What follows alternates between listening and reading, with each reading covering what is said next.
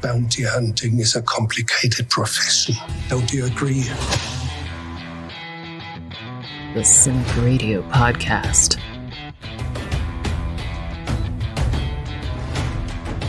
Hi, I'm Chad L. Coleman, Tyrese from The Walking Dead, and Cuddy from The Wire, and you are listening to the Cinik Radio Podcast. Here are your hosts, Cinik. Hey, the facts are Spider-Man belongs in the MCU. Sony was delusional thinking they didn't need Marvel, and now he's back. And we, the fans, are 100% proudly responsible for that. Agree? As long as DC wants to make dark and gritty movies, they're going to lag behind Marvel in every category. And Ryan. Batman vs. Superman is objectively better than Infinity War. This is the greatest show of all time.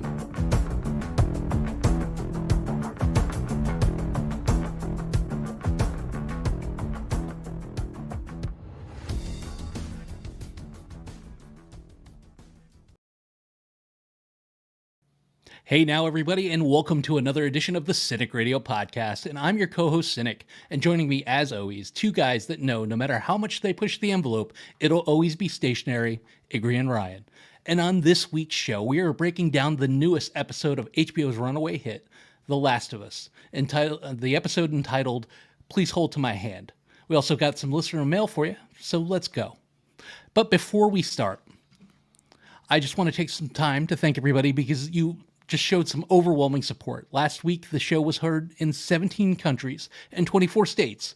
And last week's live show almost doubled its audience. So a big thank you to you from us. And a special shout out to Miss C. Hawkins, who runs a great Facebook group. I'll link them in the description below. IG, I think we got a little bit of listener mail. We do. I mean, thanks for the community for sending in some questions. We're glad to answer them. First, I got Barry from Wales, so we're getting overseas to start off with. He says, hey, fantastic show, mates. Any chance you'll be covering Ant-Man Quantumania? Keep up the good work. Joe, are we going to do Ant-Man? We absolutely are going to do Ant-Man. I don't think there's been a Marvel movie yet that we haven't covered unless we weren't doing shows. But we just had a debate before we went on air when Ant-Man was. So I'm glad we cleared that up so we know that everybody's going to be here. Everybody's going to have their popcorn and drinks. They're going to be in their seats, and we're going to watch some Ant-Man. Yeah, I'm actually looking forward to seeing that because I'm looking for the 3D IMAX experience. I'm going to try and do that one to see if Marvel can finally do like a 3D movie that's actually 3D instead of just like a little bit of depth, because that's the standard 3D that other places do. Like, there's been a couple of movies where the 3D comes towards you, but most of them just go like 2 layers deep or something. And it's been basically a money grab to get people to spend money. So that's my plan, is to see it in the IMAX 3D. So our next question comes from Nick in New Jersey. He wants to know, he's asking Ryan specifically, what do you think about the controversy surrounding Bill and Frank episode last week? So we'll all probably chime in on this. But Ryan, Bill and Frank last week started some stuff on the internet. Some people were talking ways. What do you think? I think we did discuss it a little bit last week, but I guess there's two controversies. One is the deviation from the game in the players' fates, which I don't think is an issue because it's a game, and any IP you have to stray a little bit in order to tell the story. And I think it told the story that it needed to tell, which was to give a mirror, put a mirror up to Joel, so that he can see, to realize that he needs to, he is a caretaker and he needs to care for Ellie. And so I think that on that level, it worked, the deviation. The other part is just how, just the focus on a same-sex relationship, which again, anybody that complains about it, it's in the story, so it's part of it. So I don't think that there's anything wrong with it as far as it deviating from the game. And even if it did, there's nothing wrong with it. And I think really it's just people outing themselves as homophobic that are really angry about it. I think if you're really upset about that and about the content, that maybe you need to look, inward and try to figure out why that bothers you so much. I think whatever controversy there is, there shouldn't be, because I think it was, again, a near perfect episode of television. And I just have no patience for anybody that has an issue with it that doesn't have to do actually with the story and something, where there are actual issues. If it's about the content, about the homosexual relationship or anything like that, that's just ridiculous. Well, and I mean, we're 4 episodes in, and if you don't like it by now, it's just time to punch out and go home. You know, like if they didn't get you in the first 3 episodes, there's no sense. It's not going to be what you want it to be. It'll never be The Walking Dead. It's a different show. I mean, they're related, but they're not the same. And it bothers me that it's always something. People always find something. It was hinted about in the game. It was never shown because the other party was dead, and so it was just Bill. So people need to just move on. There's other things to focus. Worry about the Chinese spy balloon. You know, worry about the earthquake in Turkey. Worry about. There's so many other things in this world going wrong that you know, to worry about 2 men being in love. It's a non-factor. IG. And the other part of it is like going back to Ryan's first point, you know, whenever you change things in an IP and everything, this isn't the first place.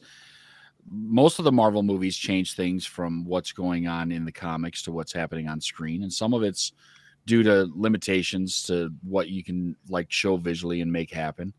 And like Game of Thrones, prior to this coming out, Game of Thrones is by far and away the largest property that HBO's put out, right? And they changed so much from the books to the show on that. There was a lot of things that either didn't show up or were completely changed. And, you know, that's the way storytelling goes because you're based off of something. You're not doing a carbon copy because if that's all you're going to do, you know what? Just stream gameplay, right? Have a pro game player play The Last of Us on HBO Live and stream. It costs so much less money if you want the exact story of what's on the game. I love it when they do something different. And it was a bottle episode that really didn't take place in the game. And I don't know how you would turn gameplay into an actual loving relationship is without putting a different rating from the ESRB on the front of the game. Yeah. So putting that in the show though, like shows humanity. And that's the biggest part of that. There's like, we need some humanity in a world that is falling apart like this one is. So it's a really important thing to show that like, even though people are dying and there's this terrible fungus running around infecting people and making them act like crazy creatures, there's humanity and there's love and there's, you know, a drive to still do things. So I think that, you know, as usual, when people are reacting the wrong way to some of these things, Ryan's right. You know, you're showing your homophobia. You're showing that you don't care about what they're trying to build. So I don't think the controversy is worth anything. And if you do, then go find another show to watch. I think Hello Kitty Island Adventure is still around. Our last question comes from Lauren in Vegas. Says, are you guys aware that next week's episode of The Last of Us, which is the next upcoming one, will be available on the HBO app, HBO Max app on Friday? Why do you think they're releasing it early? Well, let me chime in here and let you know it's twofold, I think. The big one that everyone's going to point out is like, well, the Super Bowl's on Sunday, the Superb Owl, in case we're going to get messed up. And trying to compete with the after effects of the Super Bowl, like, has historically not done well. There's been a lot of times where they've advertised like new shows or new something coming out right after the Super Bowl. And most people are too busy running around doing something else after the Super Bowl. Like they're saying goodbye to their guests, or they're just like turning off the TV and having a few extra drinks or whatever they're doing. Shows after the Super Bowl don't typically do all that well. Now, HBO, if you have HBO in any way, then you have HBO on demand and you can always watch it later. And HBO typically will just show things over and over, even on their regular platform. So you'll be able to see The Last of Us if you don't watch it that night. But I think the other side of it is it's a way to drive extra purchasing of HBO Max, because people really do like this show. And if they can see it on Friday, especially after a cliffhanger like we had in the last episode, we don't have to wait till Sunday. We can see it on Friday. I'll give you $10. Why not? That's my whole family can watch it, and that's less than going to a movie theater. $10. Let's do it. So I think it's a twofold thing. It's going to follow the Super Bowl. So it's a way to get people watching it and engaging before that happens, because getting people on Super Bowl Sunday is always hard. And it can drive new membership to HBO Max, which I think is wonderful, because the more membership they get, the more better properties like Peacemaker and other things we get as well. So I'm all for it. I think that they should absolutely be doing things like this, especially when, either big tentpole movies or TV shows or Super Bowl or other things are coming out. Yeah, I agree with you, IG. I mean, usually the network showing the Super Bowl that holds the rights, they'll launch a big show after the Super Bowl because they know what time it's going to end. So it doesn't matter if it ends in the quarter of the hour, they can just continue to push on. But HBO doesn't know, and they're not going to hold up their whole network to launch The Last of Us the second the Super Bowl is over. So I think it is a good compromise, and it does help the HBO Max app, which just even released a ads portion of it, and that lowers the price by a couple dollars. However, I do find the ads a little bit evasive because they will come up in the middle of an episode of a show or movie. So I'd rather spend the $5 more and not have ads. But I think opening that door for everybody and not limiting what you can watch because you're paying a lesser price is genius. And this is a smart move. You have a show that everybody is talking about. You have a show that is one of the biggest things on the internet right now. Why not use that to inflate subscriptions? I think it's a great idea, and I'll probably watch it Friday, and I'll probably watch it after the Super Bowl on Sunday as well. All right, let's get to the episode. So, Ryan, we open this episode with Ellie doing her best Dirty Harry impersonation. And if you don't know who Dirty Harry is, look it up, in the bathroom mirror. So what did the scene tell you about her in that moment as she pointed the gun at herself and pulled the trigger? I think it just confirms that she's still, she's got this weird juxtaposition in her character between being very mature and wise for her age and just being a child, and I guess that's how it is to grow up in that kind of a world. But you get the sense, and I think as the episode goes on, we get even more of that she's clearly been through a lot. But she still has that kind of immaturity. So it's like, yeah, what would you do if you had a gun? Now, probably, clearly she has some training and she knew to take the one out of the chamber before she did that. But I think there is a part of her that's just that she has this childlike kind of enthusiasm. And I don't know if it's a wall or if it's a facade or something she needs because of whatever her past is, or if that's just how she is. But she's it makes her endearing, and I'm just loving Bella Ramsey's performance, because I think she's just nailing this character.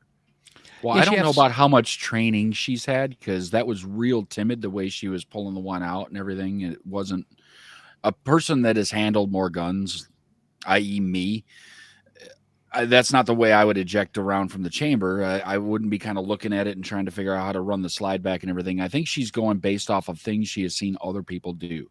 So she has had minor training, but not enough training to just be able to pick up any weapon and make it work. So she was very timid and kind of wanting to see what it looked like. And you could see that even if they teach some of that stuff at the Federal School, they don't teach, good shooting technique, because she was doing, especially like combat style shooting with a pistol, you always want to keep both eyes open. And she was doing the old thing where you close one eye and look down the sights and everything.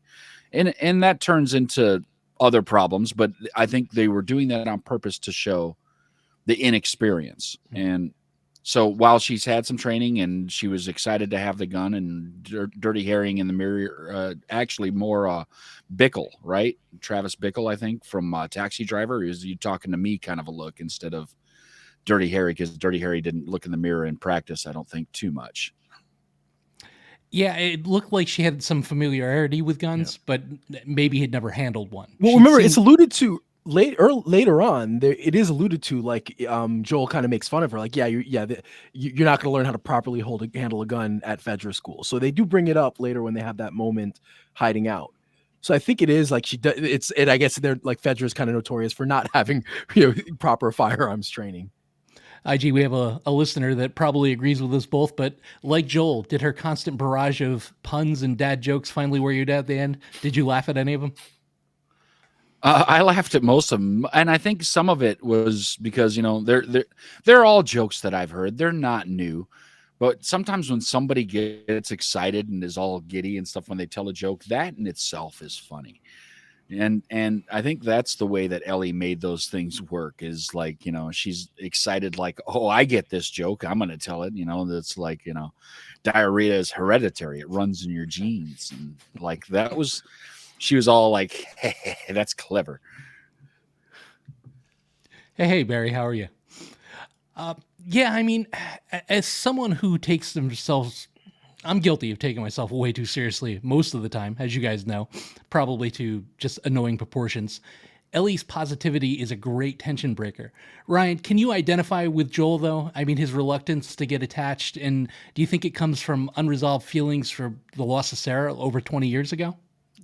Yeah, I mean, I think that everything in his life, since he lost his daughter, I think, and I think that's something great about the performance is I really feel like he's just traumatized by that, and there's there's grief there that he hasn't worked through. I'm sure he's not going to therapy. I'm sure it's probably in that world probably hard to go to any kind of therapy or deal with any kind of grief. So I still think I'm sure he goes to sleep every day blaming himself for what happened to his daughter. So I think, on some level, having lost Tess, having, his brother's not there. And even, I guess, when he was around, they weren't as close, or he was always there kind of protecting him. And that probably a deep seated fear of losing his brother. So I think there is a part of him that's afraid to latch onto anybody, because he'll probably lose them. And again, will feel like he's failed them. I think in every situation, it's like he's whether or not he's actually a failure or failed, I'm sure that he feels that way. So I can see, and I think that's why, when we going back to why we needed that episode, I think we needed that episode because everything leads to the letter, and that letter is what I think sets him on the right course. That's like, this is the person I am, and that I need to be, and I need to be there for her. And so I think she's breaking him a little bit too, because she is endearing, as annoying as she can be. I think it's just with the jokes and everything, I think it works. And again, that, we'll get to it, but I think there's some moments here where you really see that facade crack. And I think he realizes, I think he realizes that he does care for her, and that he's going to do whatever he has to do for her. Yeah, at the beginning of the episode, I mean, he's referring to her as cargo. Yeah. There's no other more of a way to dehumanize somebody than referring to them as freight. IG, one of the things that I felt like The Walking Dead never truly gave us was a road trip, like a true road trip. And it's plus 10 years it was on. I mean, we never really went anywhere. We walked a lot of places, but we never got in the car and kind of went a far distance. So I was excited for the sequels being set in other areas. But what did you think of the visuals and the carnage of the road trip, of the amusement park and crash railroad tracks in, unfortunately, not Pittsburgh, but Kansas City? Did they look realistic? Were you buying it? Yeah, I was buying it big time, and I watched some videos afterwards talking about some of those places, like the train. Like, did they try and drive the train later and it hit something that collapsed? Did Fedra or the government bomb it to try and keep people from getting places? Like, how did some of these things happen, and what happened? And we saw Boston early in the season, like, in just 20 years, like, it crumbled to really bad, dilapidated state. So seeing other parts of the country and amusement parks and everything else just falling apart like that's not going to be only in northeastern places. That's going to be everywhere. So, like, I don't know how they would get over the ocean to another place and everything, because I think the boats, like, having not been maintained, might be a real issue, especially boats big enough to take you across any part of the ocean. So I don't think we may see anything somewhere else unless we somehow figure out they've been refining fuel so that they could fly an airplane or something, because they even explained in this one, like, fuel lasts an hour. It's bad. It's almost water. It barely works at all anymore. So you're not going to fly a plane anywhere because you can't get anywhere in an hour. So it turns into, there's a lot of things going on, and it makes sense. And it's one of the things, that's another one The Walking Dead didn't do. Anytime they found gas, the gas was perfectly fine. 10 years into stuff, like, oh, here's some gas in this one. We can now go wherever we want on our motorcycles and other things. And well, mind you, though, in the last few seasons, they didn't drive anything. So, I mean, no, but like the in the last stuff, but the good guys, they weren't traveling around in vehicles. But I'm saying it was 10 years into something happening in the world, and they were still driving tanks and motorcycles and everything else around in that. And, like, no adverse effects. The fuel wasn't gelling or turning into something else. And it was a little bit far stretched, and they solved that problem right here in that one. They're like, yeah, the gas is breaking down, so we can only go so much before we need more gas. I loved that. And just seeing how things just naturally will overgrow if people aren't there living and cleaning and cutting grass and everything else. I bought it completely. The set dressers on this have done an amazing job. I agree. I was bummed that after Bills, the next stop in the game was Pittsburgh, and I was excited to see Pittsburgh in that state only because I've been there several times. And the bridge that Joel and Ellie spend the whole time trying to get to, I personally walked across because they close it down for Pirates games. They make it a pedestrian bridge. So I've walked across it. So I was excited to see that. So I was a little bummed that they went the Kansas City route, but I understand that they need to speed up the journey a little bit. And, they kept a lot of the same elements from the story, which made me happy. But it was, a little bit of a bummer that I didn't get to see PNC Park in tatters. Now, Ryan, you're a big one for music. So the trip is perfectly set by Melancholy Song by Hank Williams, which is called Alone and Forsaken. Let's take a second and talk about the soundtrack for a second. This stuff I would have never picked out myself, but it's in place and it's been eccentric and it's in just perfection. Episode 1 was Depeche Mode, Never Let You Down Again. Episode 2 was Long, Long Time by Linda Ronstadt, and this haunting song, and IG's Cat. So, what do you feel about the way that they've chosen the music, and do you think the soundtrack has landed the tone required for the series so far? Yeah, I mean, I think you hit it on the head. These aren't songs I would be listening to on my own, but I think they do a great job of capturing the tone of the show, and especially the Hank Williams one. Just it's almost perfectly set in this. And it's not again, not something I would pick for myself, my playlist, but it works perfectly with the show. I think the show's done a great job with sound, both from the sound design perspective, in the episodes, and also with the choice of music. I think it works really well. I think whoever's scoring the show also is doing a great job with it. It's really, really well done. So I think just overall, everything about the show really it sounds great, and they've been making just great, brilliant choices throughout. IG, based off her reaction in the face of the truck from the ride, and her last question to Joel before she drifted off to sleep, no one's going to find us, right? Do you think the reality of their situation has kind of started to catch up with her? And even though Joel told her, no, nobody's going to find us, he still spent most of the night watching. I think she knows that there's a lot of people out there, based on what Joel is saying, that should they be found, and they have the technology that everybody else seems to have, because even Bill had one in the last episode where he could check real quick to see if somebody's infected, that she'd be in a heap of trouble because people aren't going to ask questions. They're just going to kill to try and keep themselves alive, which is the smart thing to do. Honestly, it's the right thing to do. But it's harrowing. I mean, can you imagine trying to travel across half of this country and basically not be found by anybody? And I think I know why they're doing it, because there's no story if you don't go through anywhere big. But there's lots of highways and things that don't go anywhere near some of these big cities, which is where eventually, if there are communities, that's where the communities are going to go, because that's where there may be more resources. They're not going to be out in some podunk town with 12 people that live there that had one general store, because all those resources are going to go away really fast. So people are going to be where the metropolitans were. So Kansas City, big metropolitan area. A lot of people will end up there because that's where the resources are. So why aren't they 20 miles north driving on a county road to get past there? Why are they driving right through the heart of Kansas City? But if you don't drive through the heart of Kansas City, this story ends really fast. It's not so much fun to watch. So I know why they're doing it, but just from my perspective, I'm like, there's nothing 20 miles outside of Kansas City. I've been there. It's just flat. There's no trees. There's nothing. So just drive up there. But yeah, I think she knows she's in a heap of trouble should she get caught. At one point in the episode, Ellie asked Joel if the world is over and there's no reason. Why do you keep going?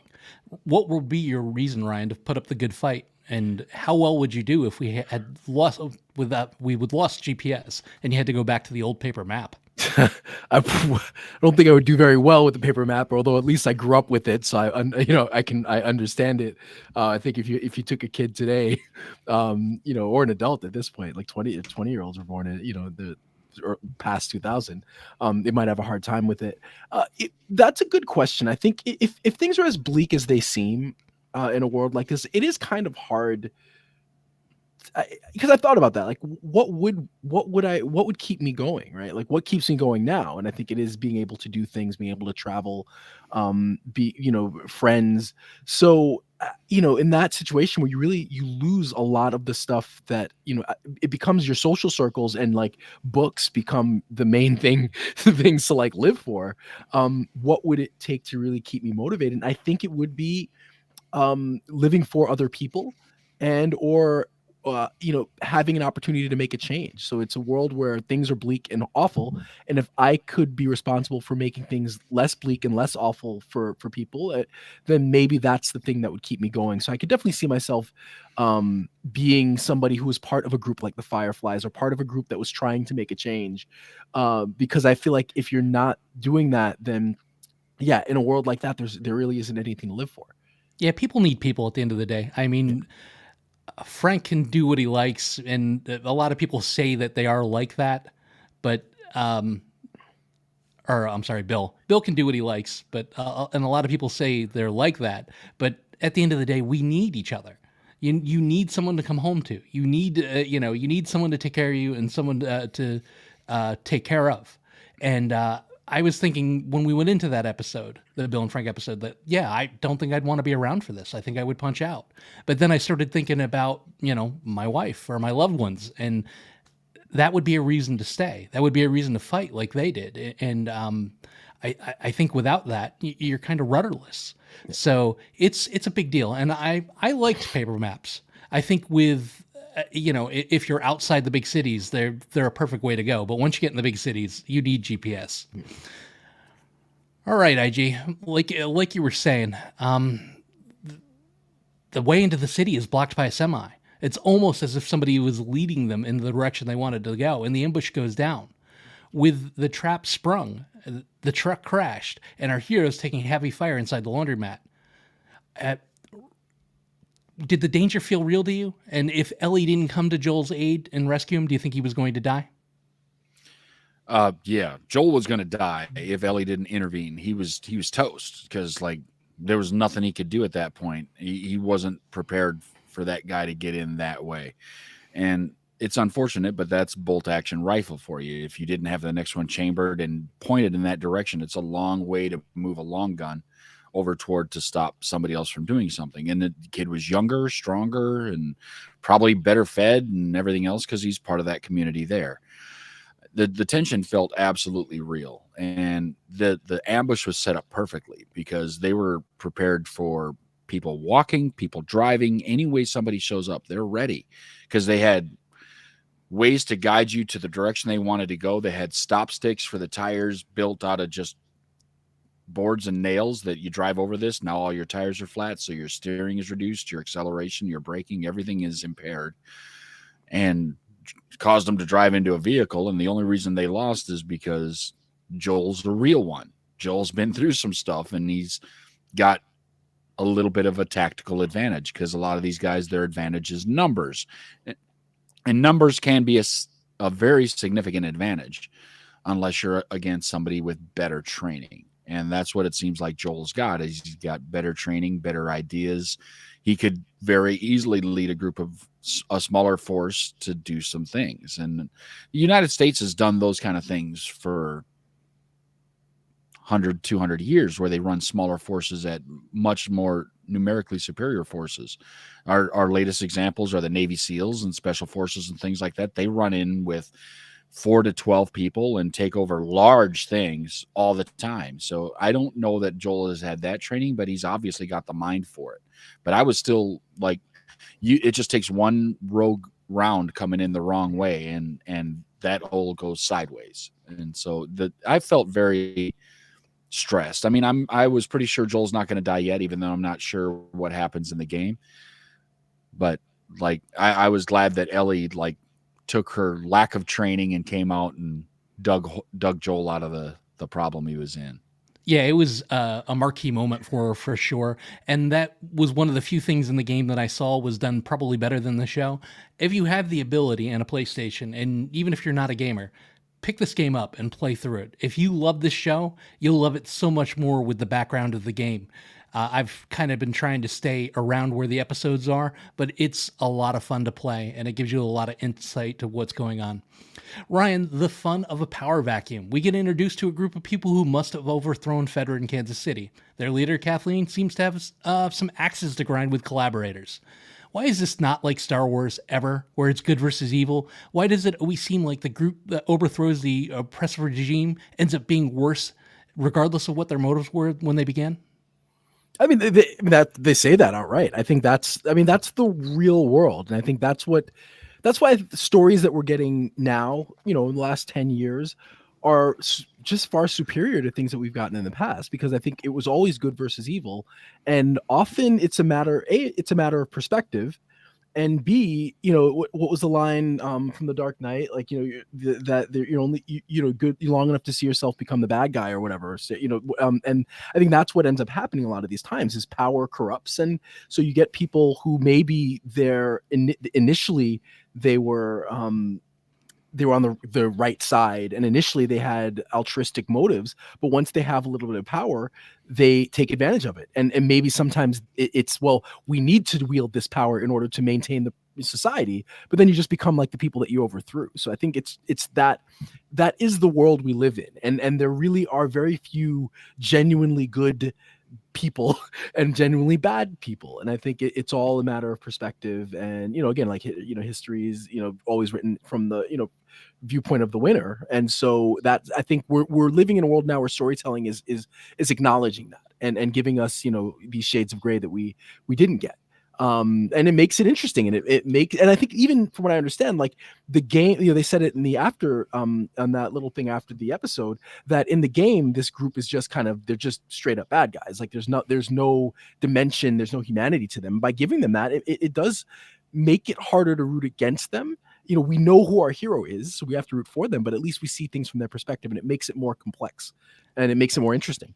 The funny part about the game is that they really don't give depth to the bad guys, especially these ones in Pittsburgh, where they're just people that roll in, and the second they see you, they attack you, and you kill them and you move on. Not till much later in the game. IG Joel finally gets around to comforting Ellie once they're safe, and even gives her gun back. Ellie admits that she's no stranger to killing, and she's done it before, but refuses to talk about it. Now, we talked about this in our group chat, but in order for them to complete this mission and for Joel to keep her safe, does Joel need to stop treating Ellie like a kid and start training her like a partner? I think there's a standard way that you could do both, right? Because if you treat Ellie, who is a kid, straight like a partner and expect them to act that way and everything, I think that a child that is given no hope and doesn't, because right now Joel's hope is that his brother's alive in Wyoming. That's his hope. He has something. What else does Ellie have? Right now, Ellie has Joel. So if he starts treating her like an equal, a partner and stuff, and not caring as much, knowing that she's a child, I think that's detrimental. But he does need to give her extra stuff, which he started to do. It's like, hold the gun like this, do this. And then he pulled on it to show that, like, look, nobody's just going to take it from you just real easy if you hold it right, if you do the right things. So yes, he needs to train. He needs to give her some tools to help them get through this quest. But he also needs to still have some humanity. And some of his reactions to the jokes as the episode got later, like toward the end and everything, helped, I think, keep that alive. Because I think that their relationship, if it goes to just very business-like and very like quest driven, like we need to get to this thing and like there's nothing else, like he's not warm to her at all, she's going to degrade very quickly as a child, and it's going to end badly for everyone. So I think that there's a happy medium between them. And to HBO's credit, they're nailing that, I think, so far. Ryan, it finally happens. She wears him down and makes him laugh. Was that the bonding moment the two of them need to start not only trusting each other, but caring about one another? I don't know if that was the moment. I think, again, what's been really done well about the show is there's several moments, and we've seen a relationship evolve. So I don't know that that's the one moment, but I think that's the moment he cracks.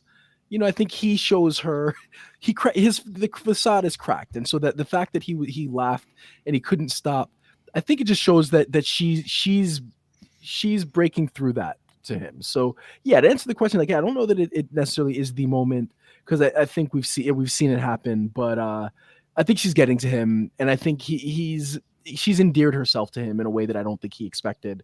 And I think more than anything, it's gonna, their relationship grows from that if they make it out of that last scene alive. Well, that's it, IG. I mean, the show leaves us on its first ever cliffhanger. Our heroes are woken up at gunpoint by two people in the middle of the night. Your thoughts on the final scene, the episode, and your rating?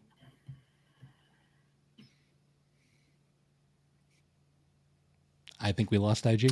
Go ahead, Ryan. That kid had like Ryan, go ahead. Superhero mask. Yep. Okay, there you went. Okay. Yeah, go ahead. Give me your thoughts on the final episode. Yeah, sure. So yeah, that last scene, I mean, that works. I think it is our first cliffhanger of the show, and I think the show in general in this episode again continue to do a great job with tension. I think tension's really important when you have a show like this, because it's all to a large extent, we know that nothing's going to happen to them, at least for a while, but a good show is going to do a good job of making us still feel like there is some kind of impending danger. And I think the show does a great job of that. And I think this episode did a great job of that. I really felt for them. I really felt like they were in a dangerous spot. And I think the show's towing that line of the tension, but also the developing of the relationship between them. I love their rapport. I love each of their performances and what they're bringing to the table. And I think it really enhances what we had from the game. And really, it feels real. It feels like they really are bonding and beginning to understand each other. And I think each episode of this show just adds a new layer onto their relationship. So yeah, I really like this episode. I think it was a good follow-up to last week's episode. I would give it an 8.5. It was really good. There is a cliffhanger. I think we're starting to see some villains, and I think it'll be kind of paired with the next couple of episodes. I feel like the first three almost work as their own little trilogy together. And I think that's the same here, is that we're hitting a bit of a restart. Like, okay, now they're on the road trip. Like first couple episodes, we're learning about them. We get episode 3, which is this phenomenal episode. And now it's like the road trip and getting to where they need to go. And this is the start of it. So I've given 8.5. It's a really solid episode. I'm loving this show so far. I think it's far superior to anything we've gotten in this genre in a long time. And yes, 8.5 for me. 8.5 is definitely a solid rating. How about you, IG? Your thoughts on the last episode, your rating? I loved the last episode. It was really well done. There was a lot of tension. The Hank Williams song was an amazing choice, especially because most people watching this, while they may have heard Hank Williams' name, they might be thinking like Hank Williams Jr. or any number of other things, right? They don't know Hank Williams, and they certainly haven't heard any of their songs. And even if they have, basically they got it from the Shawshank Redemption. That's the last time they heard anything about Hank Williams himself. And that's a good option to have, but this song was eerie and like really set a tone for the episode. There was a lot of action, a lot of things going on, and a lot of hints at stuff. That basement room with the pulsating floor, like that's going to lead into something absolutely terrifying. I'm sure it's going to be something really bad. And I just think there's a lot of ways to go. I think that maybe they left some cliffhangers that I think might have dropped my score some in this episode, because I think such big things are coming that I don't want to blow up the big score here. But it also showed some real building moments between Joel and Ellie. I love the show. This episode was really good. I'm going to give it a 9. I really enjoyed it. Yeah, that last scene, I was just thinking to myself, like, nice job with the glass, Joel. You really landed that because they just marched right in there and took you at gunpoint. But I have a feeling that the characters are going to be okay and they're going to survive this, fingers crossed. But what was not to love about this episode? I'm going to give it an 8.5 as well.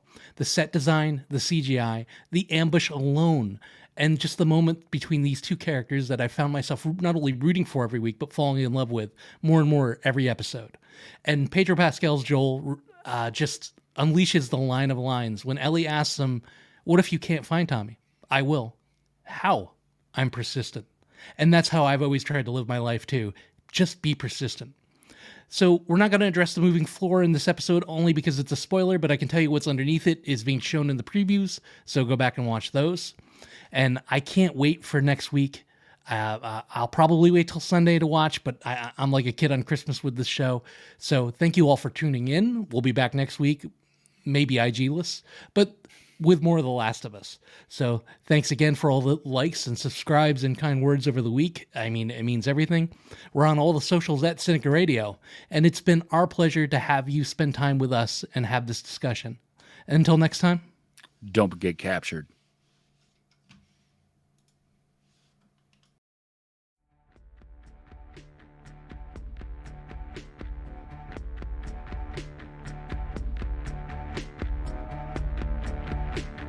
Follow the podcast on Twitter, Facebook, and at CinicRadio.com. Available for download on iTunes.